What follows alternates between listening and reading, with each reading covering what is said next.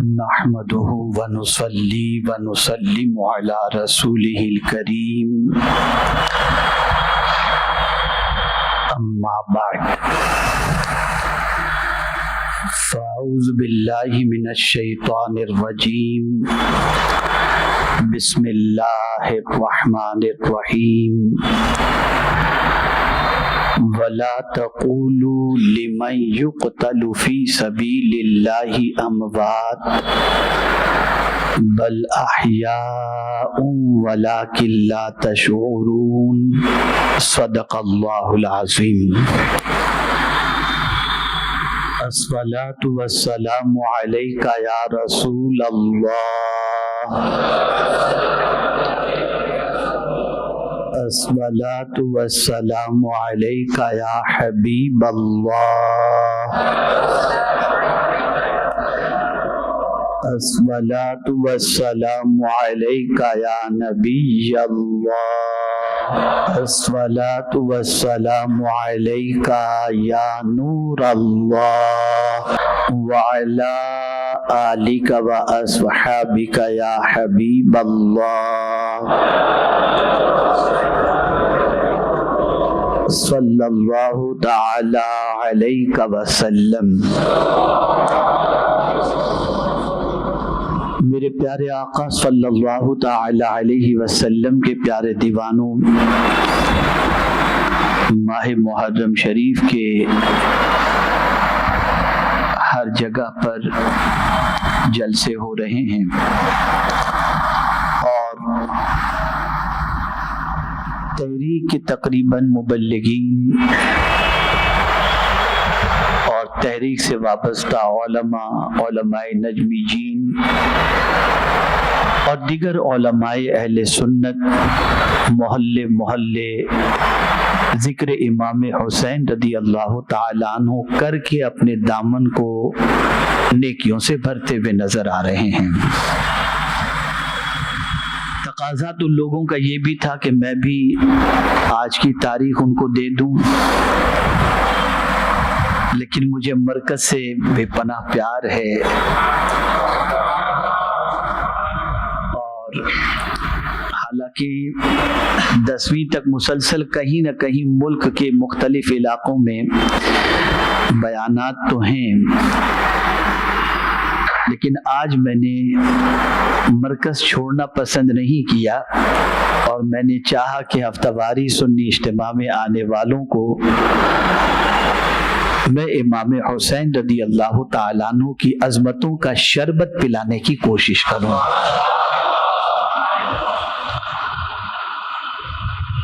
Title مختلف posters کے اندر امام حسین کے متعلق آتا ہے شہید اعظم، سید الشہداء، شہید کربلا، لیکن زیادہ تر مسلمان شہید کا معنی جانتے ہی نہیں۔ تو آج میں آپ کو شہید کا معنی بھی بتاؤں گا انشاءاللہ، شہید کا مقام بھی انشاءاللہ آپ کو بتاؤں گا، اور کوشش کروں گا کہ شہید کی کتنی قسمیں ہیں وہ بھی آپ کے سامنے پیش کرنے کی سعادت حاصل کروں، تاکہ آپ اس مرتبے کو سمجھ سکیں، اور جب اس مرتبے اس مقام کو آپ سمجھ سکیں گے تو آپ محسوس کر سکیں گے کہ تاجدار کربلا امام حسین رضی اللہ تعالیٰ عنہ کتنے اونچے مرتبے پر فائز تھے۔ مثال کے ذریعے تھوڑا سا سمجھاؤں گا تو بات سمجھ میں آئے گی۔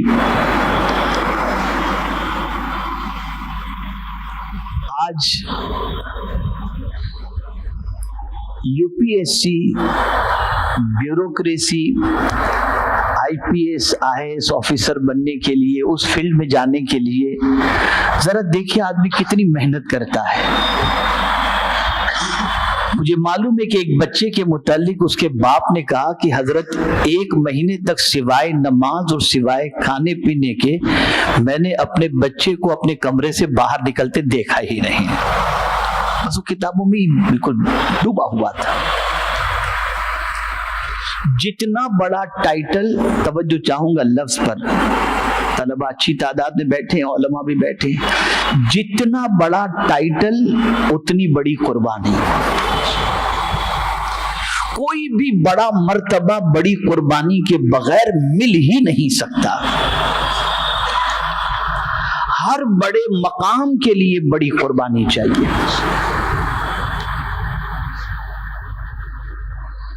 میرے پیارے آقا صلی اللہ تعالی علیہ وسلم کے پیارے دیوانوں، تو امام حسین رضی اللہ المولا تبارک و تعالی عنہ کو غیب دان نبی نے،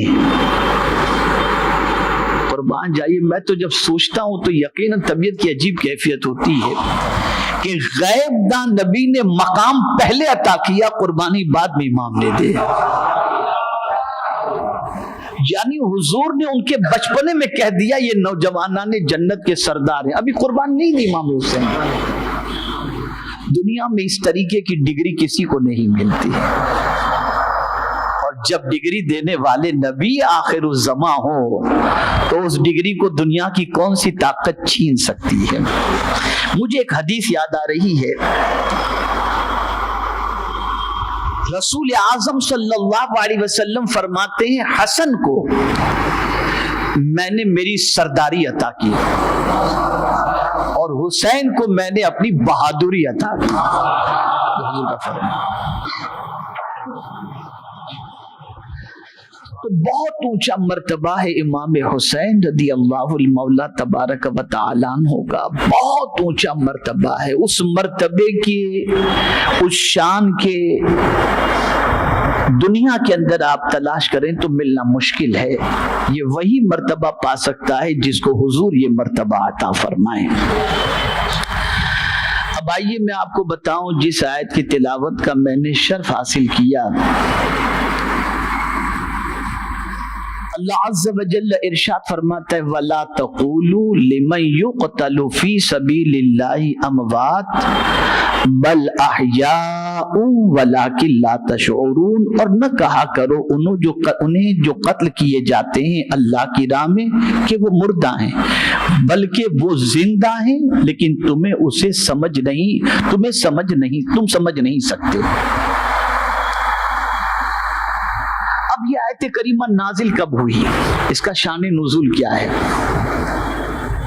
کسی بھی آیت کو سمجھنے کے لیے صرف ترجمے سے آپ سمجھیں گے تو اس آیت کا معنی، مفہوم، مقصد آپ سمجھ نہیں سکتے۔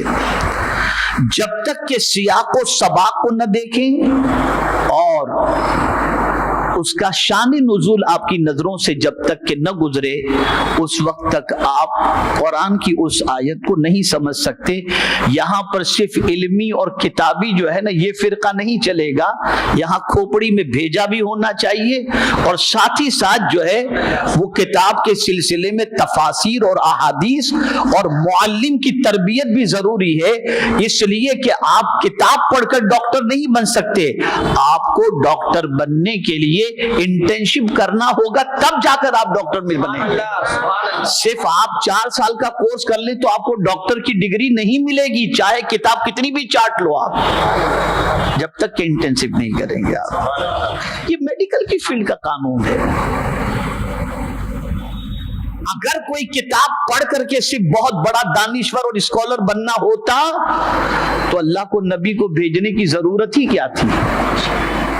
ہر گھر میں کتاب پہنچ جاتی، لیکن بھیج کر بتا دیا کہ بندو میں یہ ضرور کہوں گا کہ اقیم الصلاۃ، نماز قائم کرو، لیکن میں قرآن میں کیسے بتاؤں گا کہ کیسے نماز پڑھنی؟ بھیج رہا ہوں میرے محبوب کو، وہ جیسے نماز پڑھے ان کو دیکھ کر ویسے ہی نماز تم پڑھو۔ اس لیے قرآن میں نماز کا حکم تو ہے لیکن طریقے نماز نہیں ہے، یہ قرآن کے اندر ہے۔ خیر، اس پر مجھے آگے نہیں بڑھنا، میں مضمون کی طرف آؤں۔ تو عرض یہ کر رہا تھا کہ راہ خدا کے اندر جو قتل کیے جاتے ہیں، قرآن کہتا ہے انہیں مردہ نہ کہو، انہیں مردہ نہ کہو۔ اب یہ آیت کریمہ کا شان نزول کیا ہے؟ جب میدان بدر میں کئی مسلمان شہید ہوئے تو لوگوں نے کہنا شروع کر دیا فلاں مر گیا، وہ اپنی زندگی کی لذتوں سے محروم ہو گیا. ہوتا ہے نا، آدمی اپنی اٹکلیں شروع کر دیتا ہے، کہنا شروع کر دیتا ہے کیا ضرورت تھی جانے کی، بلا وجہ یہ سب جان کھپانے کی، جانے تو کیا ضرورت تھی ساری چیزیں. تو اس زمانے کے لوگوں نے بھی کہنا شروع کر دیا. اب جان دینے والے اللہ کی راہ میں جان دیے تھے، تو پھر اللہ کی غیرت کو یہ کب گوارا ہو کہ میری راہ میں جان دینے والے کو کوئی مردہ کہے تو فوراً آیت کریمہ نازل ہو گئی. لگا دیا زبان پر پہرا، وَلَا تَقُولُوا، مت کہو ان لوگوں کو مردہ جو میری راہ کے اندر قتل کیے جاتے ہیں. اللہ نے ان کے منہ کے اوپر پہرا لگا دیا. میرے پیارے آقا صلی اللہ تعالی علیہ وسلم کے پیارے دیوانوں، یہاں سے یہ بات واضح طور پر سمجھ میں آ گئی کہ جو راہ خدا کے اندر جان کھپا دیتے ہیں، دین کی سربلندی کے لیے جان کھپا دیتے ہیں، وہ جان دے کر کے بھی ہمیشہ کے لیے زندہ ہو جاتے ہیں، اور انہیں قرآن نے مردہ کہنے سے منع فرمایا. لیکن میں یہاں پر آپ کو جنگ بدر کے ساتھ ساتھ جنگ احد کی طرف لے چلوں تاکہ آپ کو مضمون سمجھ میں آ جائے اور اچھی طریقے سے سمجھ سکیں کہ اللہ عز و جل جن لوگوں کو مردہ کہنے سے منع فرما رہا ہے، جن لوگوں کو مردہ گمان کرنے سے منع فرما رہا ہے، تو وہ زندہ ہے کیسے؟ ہے کیسے؟ ذرا ان کی زندگی بھی تو سمجھ میں آنی چاہیے. تو آپ دیکھیے قرآن مقدس میں سورہ آل عمران میں اللہ عز و جل نے ارشاد فرمایا وَلَا تَحْسَبَنَّ الَّذِينَ قُتِلُوا فِي سَبِيلِ اللَّهِ أَمْوَاتًا بَلْ أَحْيَاءٌ عِندَ رَبِّهِمْ يُرْزَقُونَ.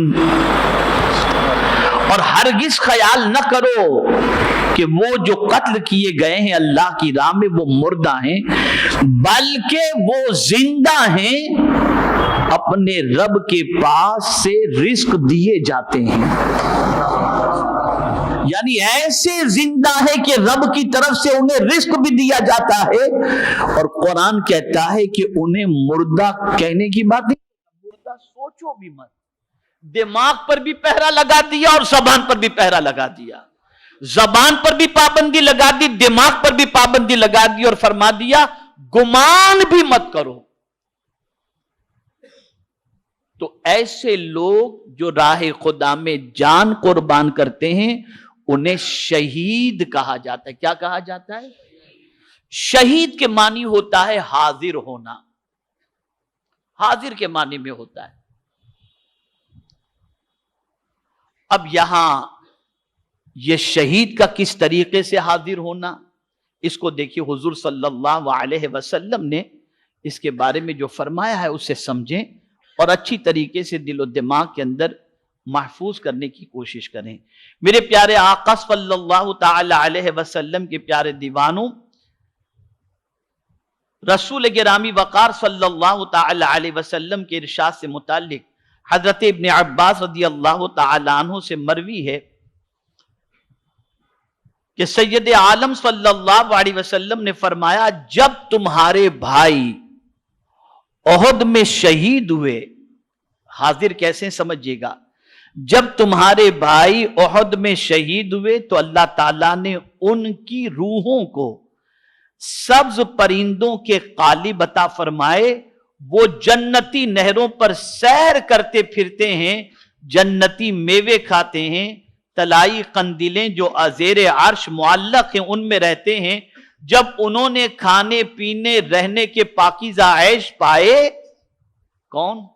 وہ جو احد میں شہید ہوئے تھے.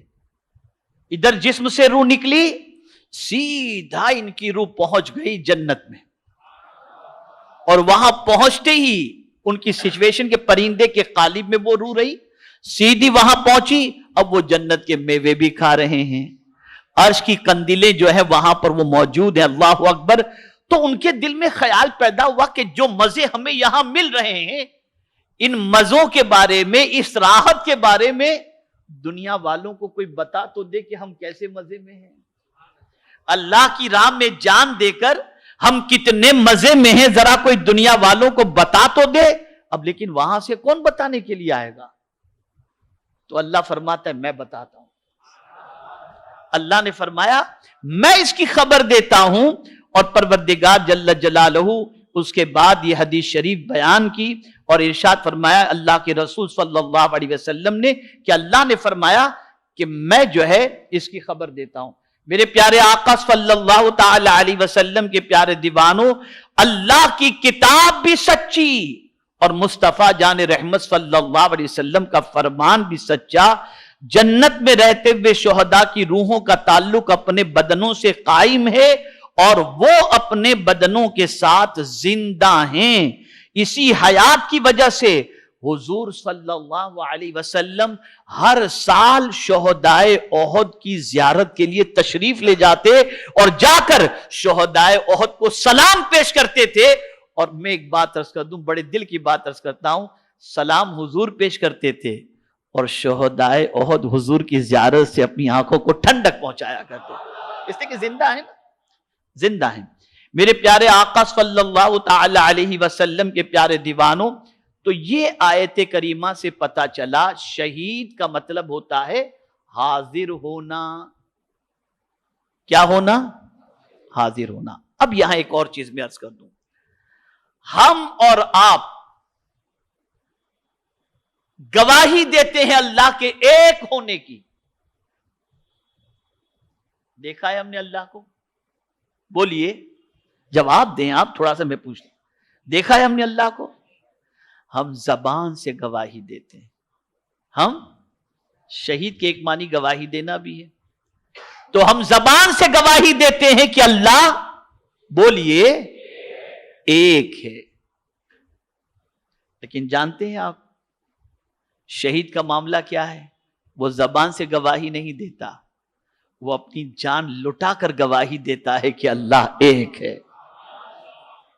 اور شہید کو شہید اس لیے کہا جاتا ہے کہ جب اس کے جسم سے روح نکلنے کے قریب ہوتی ہے، حجابات ہٹا دیے جاتے ہیں اور وہ اپنے مولا کا دیدار کر رہا ہوتا ہے، وہ شہید کہا جاتا ہے.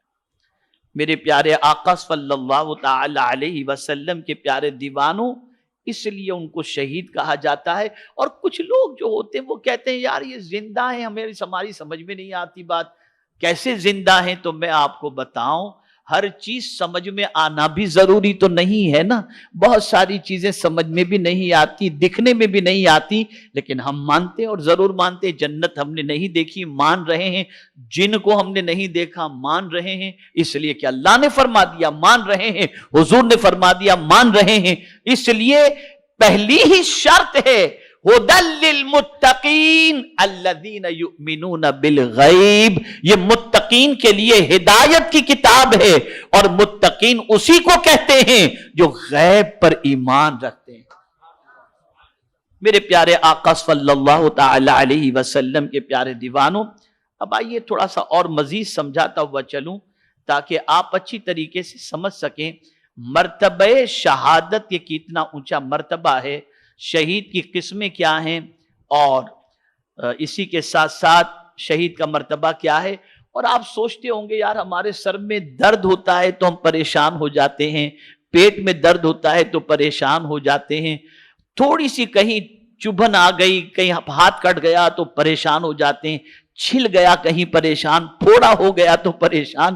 اور شہید کے جسم پر تلواروں کے وار ہو رہے ہیں، برچیاں چل رہی ہیں، لیکن کیا شہید کو تکلیف نہیں ہوتی ہوگی؟ تو یہاں ایک حدیث میں آپ کو سنا دوں تاکہ آپ محسوس کر سکیں. میرے پیارے آقا صلی اللہ علیہ وسلم کے پیارے دیوانوں، شہید کے جسم پر جو زخم آتا ہے اور شہید کے جسم سے جو خون نکلتا ہے اور جان نکلتی ہے، اس کو کتنی تکلیف ہوتی ہے معلوم ہے آپ کو؟ آقا فرماتے ہیں جتنا چونٹی کاٹنے کی تکلیف ہوتی ہے. کتنی؟ چونٹی کاٹنے میں کتنی تکلیف ہوتی ہے آپ مجھے بتاؤ؟ ہوتی ہے کوئی خاص تکلیف؟ معمولی تکلیف. شہید کو بس اتنی ہی تکلیف ہوتی ہے. اسی لیے جتنے لوگ بھی جنت میں جائیں گے ان سے کہا جائے گا دنیا میں جانا چاہتے ہو؟ ارے نہیں مولا دنیا میں نہیں جائیں گے، جنت جیسے مزے کہاں دنیا میں، ہمیں نہیں جانا. شہید سے پوچھا جائے گا کہ کیا تمہاری تمنا ہے، دنیا میں جانا چاہتے ہو یا یہاں رہنا چاہتے ہو؟ تو حدیث شریف میں ہے شہید کہے گا مولا ہمیں دنیا میں دوبارہ بھیج، اس لیے کہ جو مزہ تیرے نام پر جان لوٹانے میں ہے وہ مزہ تو جنت میں بھی نہیں ہے. یہ شہید کی حال. اے رسول گرامی وقار صلی اللہ تعالی علیہ وسلم کے پیارے دیوانوں، یہ ہے شہید کی پوزیشن. میرے پیارے آقا صلی اللہ تعالی علیہ وسلم کے پیارے دیوانوں، اب شہید پر اللہ عز و جل کا انعام کتنا ہے اسے بھی آپ اچھی طریقے سے سماعت فرما لیں. اور اسی طریقے سے میرے پیارے آقا صلی اللہ تعالی علیہ وسلم کے پیارے دیوانوں، آقا کریم صلی اللہ تعالی علیہ وسلم نے شہید کی قسمیں کتنی بیان فرمائیں اسے بھی آپ سمجھ لیں. میرے پیارے آقا صلی اللہ تعالی علیہ وسلم کے پیارے دیوانوں، حضرت جابر رضی اللہ تعالیٰ عنہ بتاتے ہیں کہ احد کی لڑائی کے دن ایک سپاہی نے نبی اکرم صلی اللہ علیہ وسلم سے عرض کیا کیا آپ بتا سکتے ہیں کہ اگر میں مارا جاؤں تو میرا ٹھکانہ کہاں ہوگا؟ ایک سپاہی نے حضور سے پوچھا. اچھا مجھے حیرت ہوتی ہے کہ کتنا پختہ عقیدہ تھا. یعنی زمین پر رہنے والا یہ نہیں پوچھتا کہ میرا ٹھکانہ زمین پر کہاں ہوگا. پوچھنے والا پوچھتا ہے میں اگر اللہ کی راہ میں مارا جاؤں تو میرا ٹھکانہ کہاں ہوگا یہ بتا دو. گویا صحابہ جانتے تھے کہ مرنے کے بعد اس کے ٹھکانے کو بھی حضور جانتے ہیں. کیا عقیدہ تھا، قربان جائیے کیا عقیدہ تھا. اللہ اکبر. تو انہوں نے پوچھا کیا آپ بتا سکتے ہیں کہ میں اگر مارا جاؤں تو میرا ٹھکانہ کہاں ہوگا؟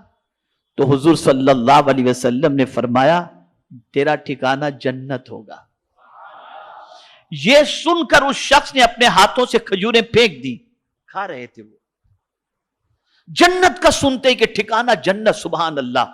فوراً کھجوریں پھینک دی، میدان جنگ میں کود پڑے اور لڑتے لڑتے اپنی جان قربان کر کے شہادت کے مرتبے پر پہنچ گئے. اور سن لو الجنت تحت السیوف، جنت تلوار کے سائے میں ہے.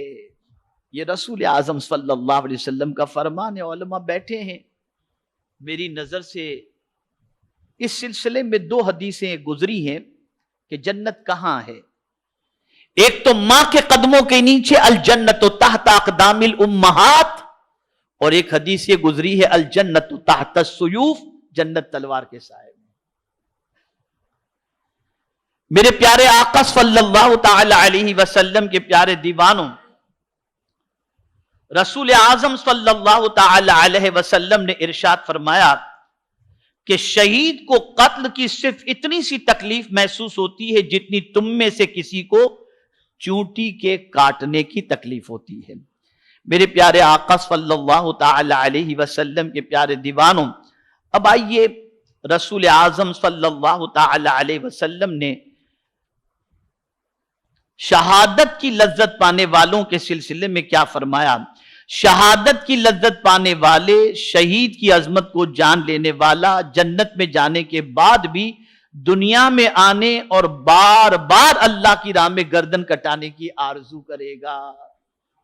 یہ ہے شہید. اب شہید کی کتنی قسمیں ہیں. ایک تو شہید اب اس کو میں آپ کو سمجھاؤں.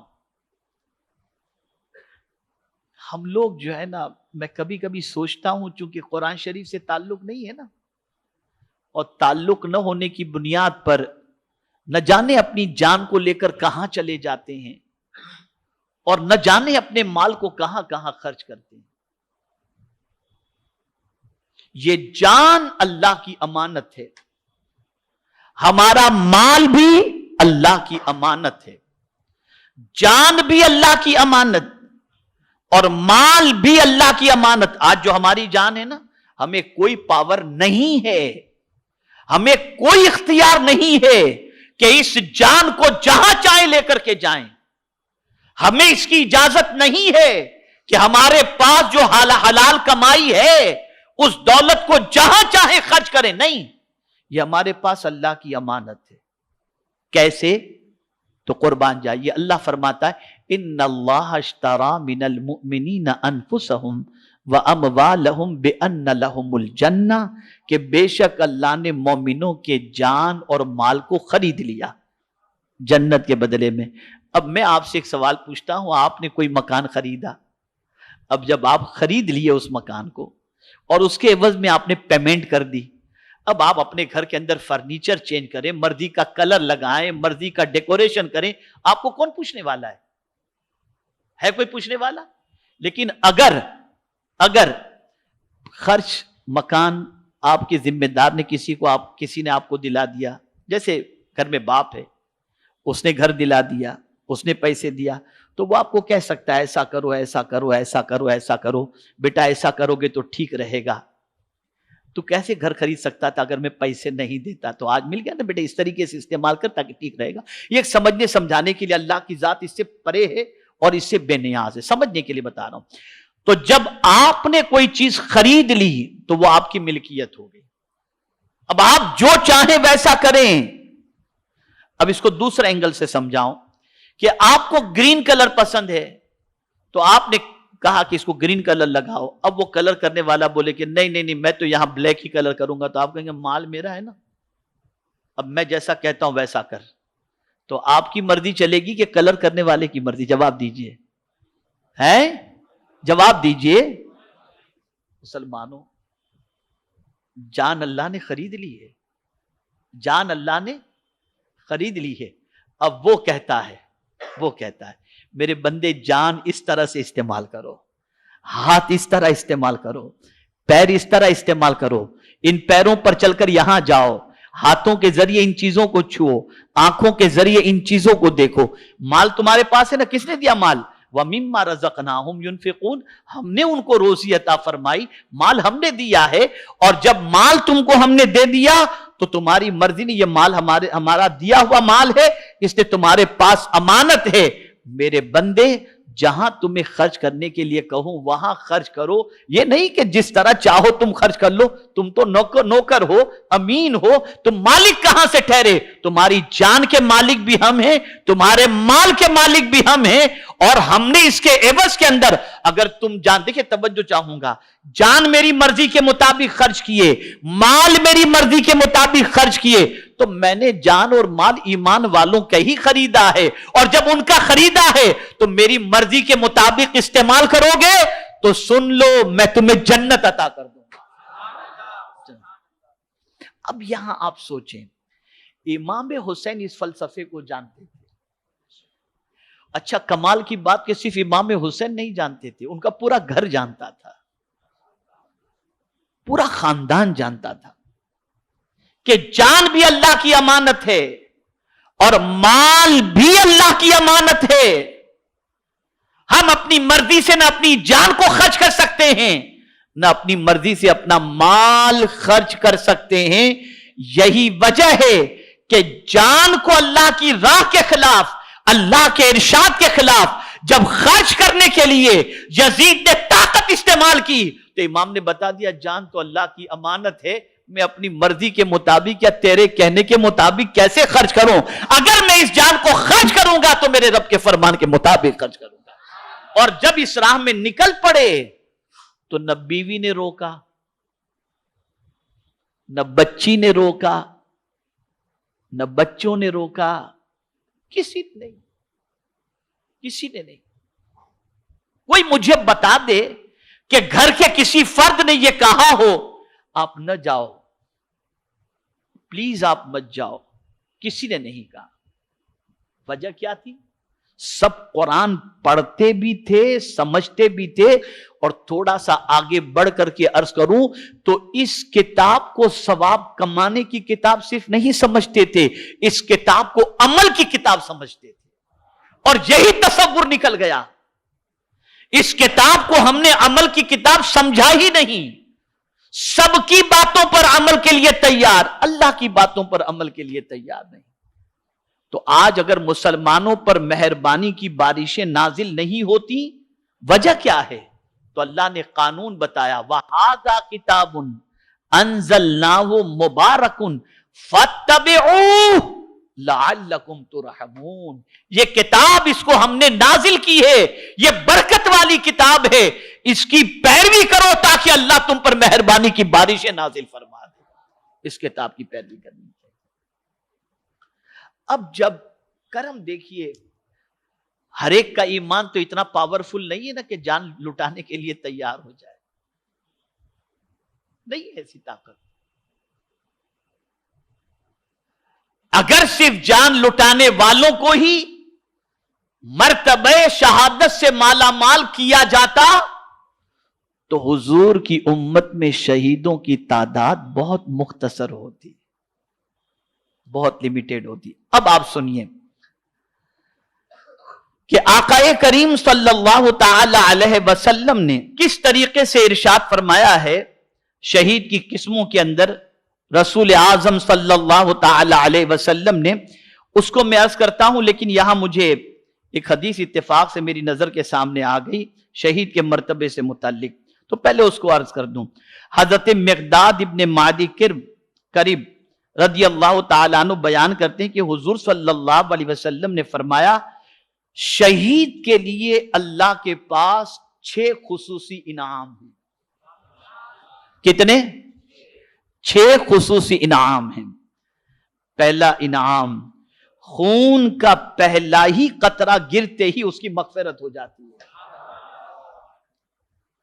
خون کا پہلا قطرہ جیسے ہی شہید کے جسم سے گرا ان کی مغفرت ہو جاتی ہے.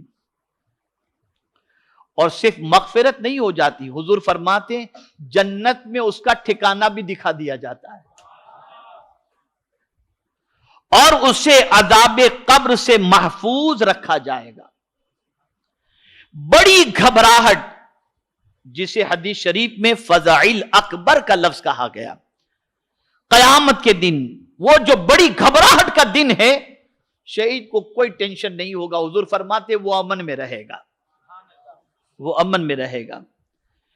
اور اسی کے ساتھ حضور صلی اللہ علیہ وسلم فرماتے اس کے سر پر وقار کا ایسا تاج رکھا جائے گا جس کا یاقوت دنیا اور دنیا کی تمام چیزوں سے بہتر ہوگا. اور سرکار صلی اللہ علیہ وسلم فرماتے ہیں اس کے نکاح میں بڑی آنکھوں والی 72 خوبصورت حوریں دی جائیں گی اور اس کے عزیزوں میں سے 70 افراد کے لیے اس کی شفاعت قبول کر دی جائے گی. یہ ہے شہید پر اللہ کے رسول صلی اللہ علیہ وسلم کا فرمان کہ اللہ تعالیٰ انہیں اس انعام سے مالا مال فرمائے گا. اب میرے پیارے آقا صلی اللہ تعالی علیہ وسلم کے پیارے دیوانوں، آقا کریم صلی اللہ تعالی علیہ وسلم نے شہید کی قسمیں بیان فرمائی. ایک ہے شہید حقیقی اور ایک ہے شہید عرفی. شہید حقیقی کسے کہتے ہیں تو فرمایا گیا وہ لوگ جو اللہ کی راہ کے اندر اسلام کی سربلندی کے لیے قتل کیے جائیں، جیسے غزوہ بدر، غزوہ احد وغیرہ میں، اور اسی طریقے سے کربلا کے میدان میں جو شہید ہوئے انہیں شہادت کا مرتبہ جو نصیب ہوا، یہ شہید حقیقی ہیں. ان کا مرتبہ بہت بلند ہے، بہت بلند. اور اسی طریقے سے میرے پیارے آقا صلی اللہ تعالی علیہ وسلم کے پیارے دیوانوں، ان کے حوالے سے فرمایا گیا کہ شہید حقیقی کو نہ غسل دیا جاتا ہے نہ کفن، وہ نماز جنازہ کے بعد اسی طرح خون میں لت پت دفن کر دیے جاتے ہیں. جو شہید ہوتے ہیں نا ان کو غسل بھی نہیں دیا جاتا اور اسی کے ساتھ ساتھ ان کو چادر ان کے اوپر اڑا دی جاتی ہے اور اسی کے ساتھ ساتھ جو ہے جس حال کے اندر وہ شہید ہوتے ہیں خون میں لت پت، اسی حال میں ان کو دفن کر دیا جاتا ہے. اور اسی طرح سے فرمایا گیا وہ جب قبر سے اٹھیں گے تو اسی زخم کی حالت میں خون سے لت پت اٹھیں گے. اور میرے پیارے آقا صلی اللہ علیہ وسلم کے پیارے دیوانوں، مولا فرشتوں سے فرمایا گا یہ دیکھو میرا بندہ میری محبت میں سب کچھ لٹا کر آ رہا ہے، لٹا کر آ رہا ہے. یہ ہے شہید حقیقی. حضرت حنظلہ رضی اللہ تعالیٰ عنہ کو فرشتوں نے غسل دیا کیونکہ وہ ناپاکی کی حالت میں تھے. عام شہید حقیقی کے حوالے سے غسل نہیں ہوتا، ان کو نہیں دیا جاتا. لیکن حضرت حنظلہ رضی اللہ تعالیٰ عنہ جب شہید ہوئے تھے تو آپ کو فرشتوں نے غسل دیا تھا. وجہ یہ تھی کہ آپ اپنی بیوی کے ساتھ صحبت کرنے کے بعد غسل سے پہلے ہی جب آقا کریم صلی اللہ تعالی علیہ وسلم کی طرف سے حکم ہوا اور ندا جب پہنچی ان کے کانوں میں تو بغیر غسل کیے وہ چلے گئے تھے اور راہ خدا میں انہوں نے جان دے دی تھی. تو اللہ تعالیٰ نے اس غسل جنابت کے سلسلے میں فرشتوں کو بھیجا اور فرشتوں نے حضرت حنظلہ کو غسل عطا فرمایا تھا. میرے پیارے آقا صلی اللہ تعالی علیہ وسلم کے پیارے دیوانوں اب سماعت فرمائیں. بخاری و مسلم کی حدیث متفق علیہ. حضرت ابو ہریرہ رضی اللہ تعالیٰ عنہ بیان کرتے ہیں کہ حضور صلی اللہ علیہ وسلم نے فرمایا جو شخص اللہ کی راہ میں زخمی کیا گیا اور اللہ خوب جانتا ہے اس شخص کو جو اس کی راہ میں زخمی کیا گیا، وہ اللہ کے دربار میں قیامت کے دن اس طرح آئے گا کہ اس کے زخموں سے خون جاری ہوگا جس کا رنگ خون جیسا ہی ہوگا لیکن خوشبو مشک جیسی ہوگی. خوشبو مشک جیسی ہوگی. اب سنیے شہید حکمی، شہید عرفی، شہید حکمی، وہ لوگ اگر یعنی صرف شہداء شہید کے حوالے سے اتنا ہی ہوتا کہ اللہ کی راہ کے اندر جو قتل کیے جائیں وہی شہید ہیں تو شہیدوں کی تعداد بہت کم ہوتی. تو اللہ کے رسول صلی اللہ علیہ وسلم نے اپنی امت میں سے شہیدوں کی تعداد زیادہ ہو جائے تو ایک کیٹیگری شہیدوں کی یہ بھی رکھی، ایک ہے شہید حقیقی، ایک ہے شہید حکمی.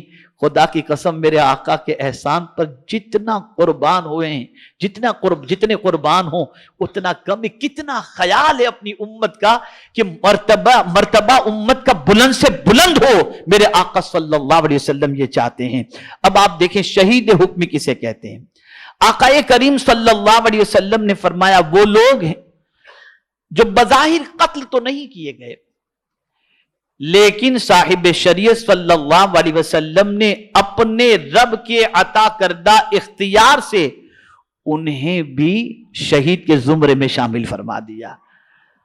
وہ کون ہیں اسے بھی سماعت فرمائیں.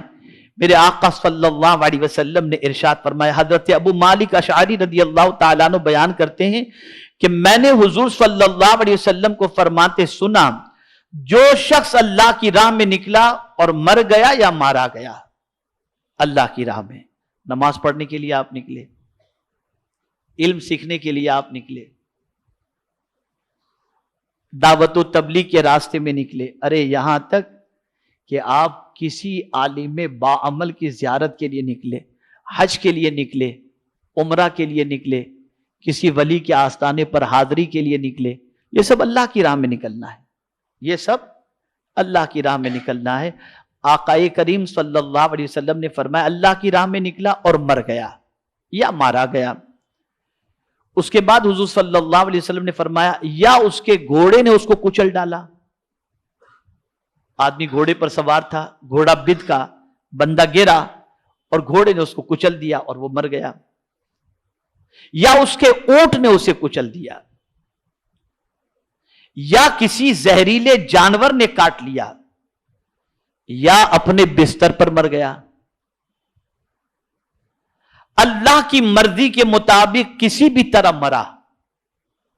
اب دیکھیے دائرہ وسیع ہو رہا ہے، اب دائرہ وسیع ہو رہا ہے. اللہ کی مرضی کے مطابق کسی بھی طرح مرا وہ شہید ہے اور بے شک اس کے لیے جنت ہے. اور یہ ابو داؤد شریف کی حدیث ہے، یہ ابو داؤد شریف کی حدیث. میرے پیارے آقا صلی اللہ تعالی علیہ وسلم کے پیارے دیوانوں اور تھوڑا سا سمجھیں وضاحت جو حضور صلی اللہ علیہ وسلم کی دوسری حدیث سے ملتی ہے اسے بھی سماعت فرما لیں. حضور صلی اللہ علیہ وسلم نے اپنی محبوب امت کو عظمت شہادت سے سرفراز فرمانے کے لیے اس کا دائرہ اتنا وسیع فرمایا کہ اس کا اندازہ اس حدیث مبارکہ سے آپ کو سمجھ میں آئے گا. حضرت جابر ابن عتیق رضی اللہ تعالیٰ عنہ روایت کرتے ہیں کہ حضور صلی اللہ علیہ وسلم نے فرمایا اللہ کی راہ میں قتل ہونے کے علاوہ بھی شہادت کے 7 ذریعے ہیں. طاعون سے مرنے والا، پلیگ سے مرنے والا شہید ہے. ڈوب کر مرنے والا یعنی خودکشی کرنے والا نہیں، گیا تھا تیرنے کے لیے اور ڈوب گیا تو ڈوب کر مرنے والا شہید ہے. اسی طریقے سے हैदा के मर्ज में मरने वाला शहीद है, जल कर मरने वाला शहीद है, और किसी चीज से दब कर मरने वाला शहीद है, और जो औरत डिलीवरी के वक्त उसकी मौत वाक़ई हो जाए, हुजूर फरमाते हैं वो भी शहीद है, वो भी शहीद है। अब आइए एक हदीस अर्ज करके मैं अपनी गुफ्तगू को मुकम्मल करता हूं। मेरे प्यारे आका सल्लल्लाहु ताला अलैहि वसल्लम के प्यारे दीवानों, एक मकाम पर तो हुजूर सल्लल्लाहु अलैहि वसल्लम ने फरमाया जो हालत मर्ज में मरे वो भी शहीद है। और यहां एक चीज अर्ज कर दूं, आखिरी बात ये आपके लिए बहुत आसान है, रोजाना आप इसको कर सकते हैं बिला नागा। एक मुअम्मर सहाबी हुजूर सल्लल्लाहु अलैहि वसल्लम की खिदमत में हाजिर आए और अर्ज करने लगे, या रसूल अल्लाह सल्लल्लाहु ताला अलैहि वसल्लम, मेरे लिए दुआ फरमाएं कि अल्लाह मुझे शहादत का मर्तबा अता फरमाए। अब उम्र ज्यादा थी, मैदान जंग में जाने की ताकत नहीं थी, लेकिन क्या कहना, वाह क्या जूदो करम है शहे बता तेरा, नहीं सुनता ही नहीं मांगने वाला तेरा। अब मांगने वाले ने शहादत के बारे में भीख मांगी थी। हुजूर फरमाते हैं सल्लल्लाहु अलैहि वसल्लम, रात को जब तुम सोया करो ना तो बावुज़ू सोया करो, बावुज़ू सोया करो। एक रात वो सोए और सोते ही रह गए, इंतकाल हो गया। अब सहाबा किराम अलैहिमुर रिदवान तशवीश में, तशवीश से मुराद ये कि शहादत का मर्तबा इन्होंने मांगा था और मैदान जंग के अंदर तो गए नहीं, तो अब ये मर्तबा शहादत पर पहुंचे या नहीं पहुंचे। आका ये करीम सल्लल्लाहु अलैहि वसल्लम से सहाबा ने इस्तिफसार किया और मारूजा पेश किया कि हुजूर इन्होंने शहादत की भीख मांगी थी और बिस्तर ही पर इनका इंतकाल हो गया, तो ये किस मर्तबे पर पहुंचे। सवाल सहाबी करते थे, काम अपना बन जाता है, काम अपना बन गया। हुजूर सल्लल्लाहु अलैहि वसल्लम ने फरमाया, जो शख्स सोते वक्त सोने से पहले वुजू कर ले और वुजू ही की हालत में उसका इंतकाल हो जाए, सरकार फरमाते अल्लाह उसे शहादत का मर्तबा अता फरमाता। शहादत का मेरे प्यारे आका सल्लल्लाहु अलैहि वसल्लम के प्यारे दीवानों, तो आज आप समझ चुके, शहीद की किस्में भी समझ चुके, शहीद का मानी भी समझ चुके, और इसी के साथ साथ शहीद पर अल्लाह की तरफ से कितना इनाम होता है और उसका मकाम कितना अरफ़ व आला होता है कि हुजूर सल्लल्लाहु अलैहि वसल्लम फरमाते हैं कि अपने रिश्तेदारों में से 70 लोगों को अल्लाह ताला शहीद के जरिए जन्नत अता फरमाएगा, यानी शहीद की शफाअत उनके हक में कबूल फरमाएगा। इसीलिए कुरान मुक़द्दस में हमें जो चलने की तालीम दी गई है वो इसके उसके रास्ते पर नहीं, नबियों के रास्ते पर चलने की तालीम दी गई, सिद्दीकीन के रास्ते पर चलने की तालीम दी गई, शोहदा के रास्ते पर चलने की तालीम दी गई और शहीदों के रास्ते पर चलने की तालीम दी गई। अल्लाह अज़्ज़ व जल आकाए करीम रऊफ़ रहीम अलैहि तहिय्यत व तस्लीम के सदक़ो तौफ़ैल मुझे आपको सबको कुरान मुक़द्दस और अहादीस रसूल सल्लल्लाहु अलैहि वसल्लम की रोशनी में जिंदगी गुजारने की तौफीक नसीब फरमाए और शहीद आज़म इमाम हुसैन रज़ी अल्लाह तआला अन्हु की मोहब्बत से हमारे क़ल्ब को मुनव्वर फरमाए। और अब सुन लीजिए एक और हदीस भी, ताकि ये जो इमाम हुसैन की याद की महफिलें सजाई जाती हैं, तो ये मोहब्बत में महफिलें सजाना या उनकी मोहब्बत का चिराग सीने में रोशन करना, इसका फायदा भी क्या है। तो हुजूर फरमाते हैं, मम माता अला हुब्बे आले मुहम्मदिन माता शहीदा, जो अहले बैत की मोहब्बत में मरा अल्लाह उसे भी शहादत का मर्तबा अता फरमाता है। अल्लाह ताला हम सब पर करम की नजर फरमाए। वमा अलैना इल्लल बलागुल मुबीन। अस्सलामु अलैकुम व रहमतुल्लाहि ताला व बरकातुहू।